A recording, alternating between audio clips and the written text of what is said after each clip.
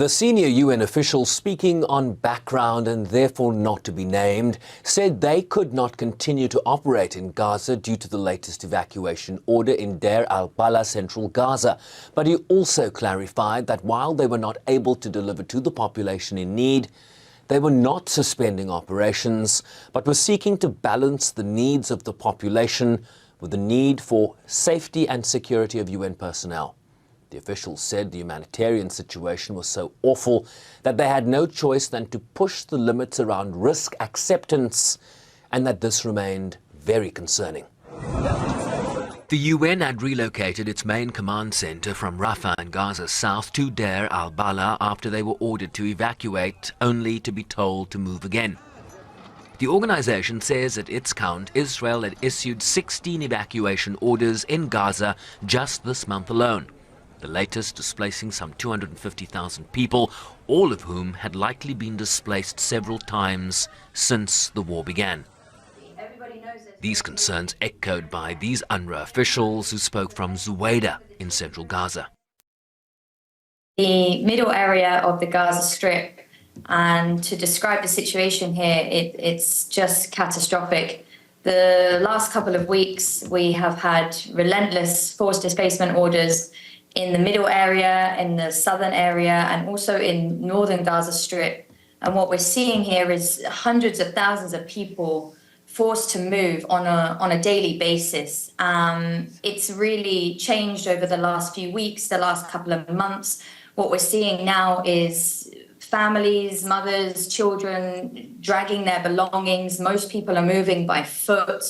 There's very limited access to any kind of vehicles for this kind of displacement now, and people just don't know where to go. As officials run out of words to describe the circumstances they face on a daily basis. Left here, it's very degrading for the population, but really, when you talk to people, they tell you now that they are really waiting for death, that they have no hope. And it's very hard to hear this from people, that they have no hope to move anymore, they don't know where to go, and that the only peace they are finding is to spend time with their family, to stay sleeping at night with their family, so that if they're killed, if they die together. That is the reality here.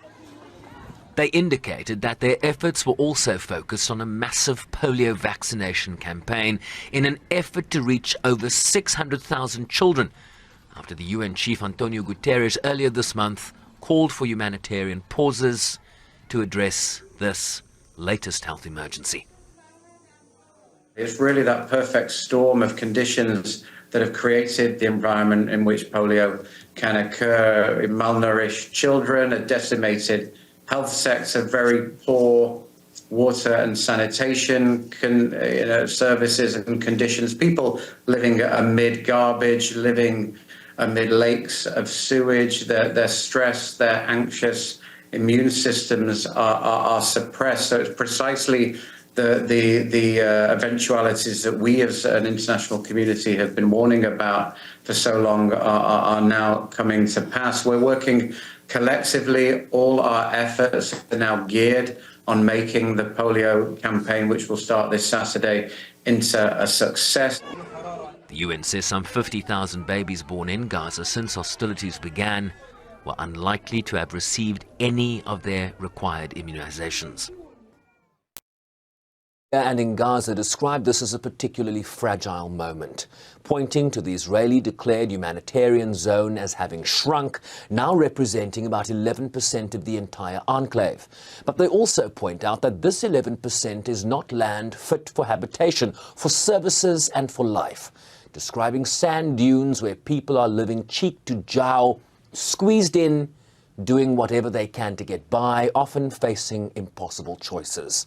To quote one official, "We continue to hope for the best, but the past 10 months have told us that the only thing we can say with any substance is that tomorrow will be worse than today."